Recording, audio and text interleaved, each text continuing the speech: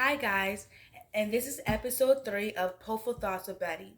As you should know by now, Popeful Thoughts with Betty is where I read creative stories, poems, and writings that you guys send me. So if you are interested in having your story told, make sure you go follow me on Instagram at Betty's Pope. So today's story does come from somebody on Instagram talking about he gangsta and he got a story he want me to read. I don't know anything about that, but the story is very detailed, very graphic. So hold on to your seats, grab your popcorn, because you're going for a ride this story. All right, let's get into his story. Come take a walk with me through this gangsta tale, gambling my soul on the street, hoping I get rich. I'm somewhat wealthy now, but I can't see myself calling it quits. Flipping powder somewhat large, in your terminology, probably calling it bricks. Me, I refer to it as pyramid dust that I flip. Not an officer of the law, but I keep a nigger killer on my hip, in case a nigga gets slick or hoping I slip. But don't blame me, I was forced on the list. Which list, you ask? The one they mask the white man's task. Pardon me, this topic's supposed to be about gangsters, so I'ma let that last thought pass. Fuck it, they conquered us. Well, that's in the past. Used to bag my rocks up in plastic, upgraded to coke, now dump grams in glass. Pink tops, preferably. Blue faces spin better, sure we'll all agree. 3 niggas got shot on my block, pushing the wrong pack. Witness pointed the finger at me. Even an old lady who was wearing hearing aids, but said she could definitely see. She said she counted the flashes of the barrel. Officer asked, "How many shots?" Old lady replied, 3. The funny thing is, as a little kid, I used to walk her dog for cash. I know her whole family, but they're gonna be sad that she passed. No need to get into detail, Xing out anything that's stopping my prevail. All right, hold on, guys. Let me take a sip of my water. Okay, bear with me. Okay, Xing out anything that's stopping my prevail. Got a meeting later on. Some niggas from out of town talking about wholesale. Def gonna meet them, jack them for their bricks and resale. Before I can get there, whoop whoop, didn't even get a chance to make any calls. Was trying to schedule some pre-sales. They locked me up for the 3 murders. In front of the store, a nigga had no bail. Plus, they raided my mother's house. No coke, but in the bathroom ceiling, they found 10 pounds of broccoli. Arresting officer described it as a large package resembling kale. My mom, dark as the night sky, but when they started pulling packages out of the ceiling, got pale. The DA wanted me to take a plea deal, or Mom Dukes gets possession and attempt to sale. I'm facing 3 bodies, but all I can think about is my mother, hoping she know I love her. She ended up taking it to trial.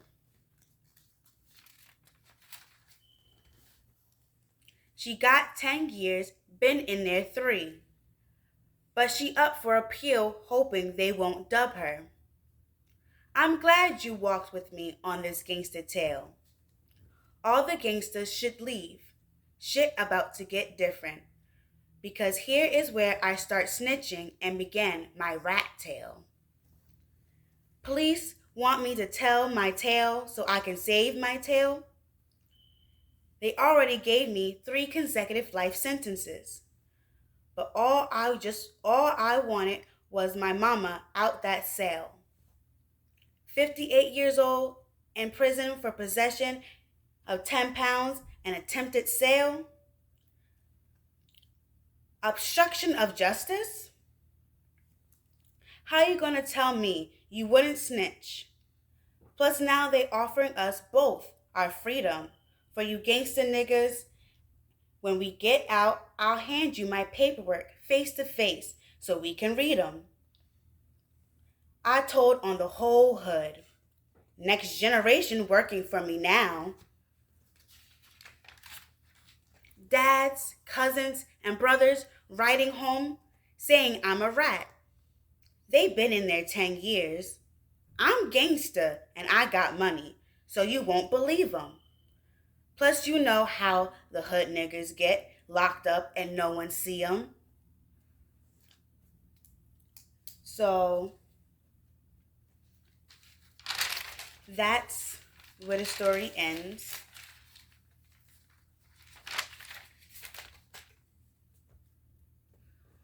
So like I told you in the beginning of my video, to grab your popcorn, hold on tight to your seats because this story was gonna take you down a road.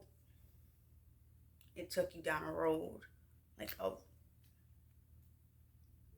a good road though. That's why I said I didn't want to say his name, because the details he gives in the story, they're very, very, very realistic. So he takes you down this gangster path of basically him working his way to the top. Because yeah, as you know, he's a snitch. But it was like I could either snitch or my mom gonna go to jail, and he's sitting there thinking, hoping his mom knows he loves him, and then he sends her to jail. It's so fucked up. Like, Mom Duke's your mother, the one who brought you into this life, gave you life, and you out here selling big broccoli in her house. And like it says in the story, my mom, dark as the night sky, when they began pulling the package out of the ceiling, she became pale. Like, I had no clue that this is what my son was doing. Or I had a clue that he was in some shit, but I didn't think it was so close to home. Like, that's so fucked up. But then it's like, you don't want your mom to go to jail. So it's like, I don't know. It's fucked up. I don't know. He could have found, they really didn't give him any options. But to send Mom Dukes to jail is so foul. Like, that's like the foulest thing you could do, like, ever, to send your Mom Dukes to jail. And it tells you that she's 58 and she's in prison 10 years. 10 years. Your mom is 58 years old and you're going to go send her to do 10 years. She's at the end of her life. She needs to be resting, retiring, taking it easy, and you send her to jail because you out here selling drugs. That's fucked up. But another part that I really, really liked was in the beginning. Let me go back. Let me find it. Where it says,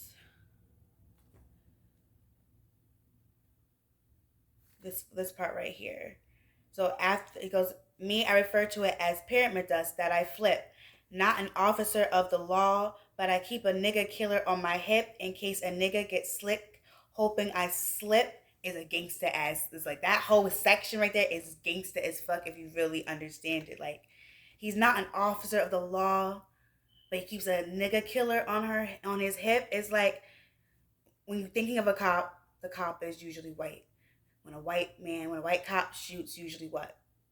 Black people. So to call it a nigga killer, that means he's black and he's going to kill niggas. So like that whole part, if you get it, it was like that whole section is gangsta as fuck to say. Like super, super gangsta. Super, super gangsta. And then you go down a little bit. Let me see. Where is it? Where it says, ties into where it says, um, don't blame me. I was forced on the list. Which list, you ask? The one where they mask the white man's task. That line is another gangster line because they're gonna cover up everything the white man do. So like to mask the white man's task is a gangster line. This story is just he even talks about killing the old lady that he used to walk her dog for cash because she pointed the finger at him. So it's like before he even got to the part where he snitched, you can just tell that he's just a grimy nigga. He's just gonna do whatever he can to get to the top, make sure he's fed, make sure he has everything that he needs. So he don't care who he gotta push out the way to get to the top. He gonna get to the top. So before he even snitched, you could tell from the first couple of pages that he was already doing niggas dirty. No doubt for sure. He was already doing grimy, dirty shit to get to where he's at. And like he said at the end, Xing out anything that's stopping my prevail. So anything to do to get, as long as he's fed, he's happy. So it's like each page is like he's like doing some out of pocket shit, like some real out of pocket shit. And then he goes into the next page where he's telling you he has to go out of town with some niggas who talk about wholesale, how he's gonna jack they bricks and then resell it. And the fact that he couldn't even get to like the bricks. Yeah, he couldn't even get to jack the bricks because the cops stopped him. And to have him, he didn't get to make any calls. So he was already in the process of setting up, like letting people know, I got some shit, I got some shit. So that when he goes and jack the bricks, he automatically, after that, cashed out. He's making cash. But he didn't get to do that because the cops stopped him. So this nigga is like really on a grind, like really on a grimy grind, I should say. Because he's not doing it the right way. He's on a grimy grind. And to be thinking about pre-sales before you even go meet the person that you're going to jack the bricks from is like on a different mindset of grinding. I don't know. I just keep thinking about Mom Dukes. That's like so fucked up. So fucked up. She got 10 years. She's been in there 3. She's up for appeal, hoping, they don't dub her. But like, it's like, what could you do next? Like, what could you possibly think to do next? And then we go down to the next page where he's talking about he has to, basically this is him snitching. So he had to tell his tale to save his tail. Like the wording there, the wordplay there was fantastic with tail, tell, and tail. So like they gave him 3 life consecutive sentences, but now they're thinking about setting him and his mom free.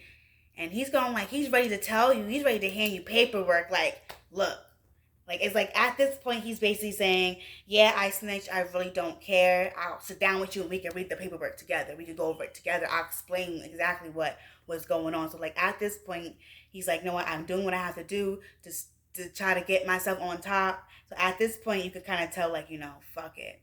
I'm a snitch. I don't really care. Like, I don't really care what happens. Because then he goes on to tell you that he had told on the whole motherfucking hood. While he's sitting in, he's telling on everybody. And he's talking about how the niggas he grew up with, like their dads, their cousins, brothers are writing them. Like, he got their brothers working for them, their sons working for them. People are writing home talking about, yo, this nigga's a rat. You don't know this nigga was snitching on anybody? And he kind of brags towards the end, like it's a bragging. Like he's bragging, like I told him the whole hood. I got your dads and your cousins and your brothers. They writing you, telling me I'm a rat, but I'm gangster and he got money, so you're not gonna believe them. And sadly, that's what goes on because niggas be snitching, and because they got money, you don't believe. Yeah, he's not snitching. He really out here just trying to make a bag for himself. But it's very true. It's very true. The people who were nice and shit, they snitching. And he basically was bragging towards it and like, yeah, they not gonna believe you. I'm a fucking gangster. I'm a fucking G. I got money. I got racks on racks on racks. So no one's gonna believe your word. You're in jail. And like he said, plus you know how niggas get. When you go to jail, you're not going to see nobody. He knows nobody's gonna see him. He knows nobody's gonna write him. So it's like, yeah, I'm sending these home, but here I am sitting in jail, and here he is out there making money, and no one's believing me because he got that money. And that's so true in today's society. I'm rich. I'm a gangster. I'm out here making my moves. You in jail. Fuck you. No one gonna believe you. And no one's gonna come and see you. Which is really, really sad. Really, really sad. But that's how it works in today's world. Exactly how it works in today's world. Um, this story threw me off the first time I read it. It's just like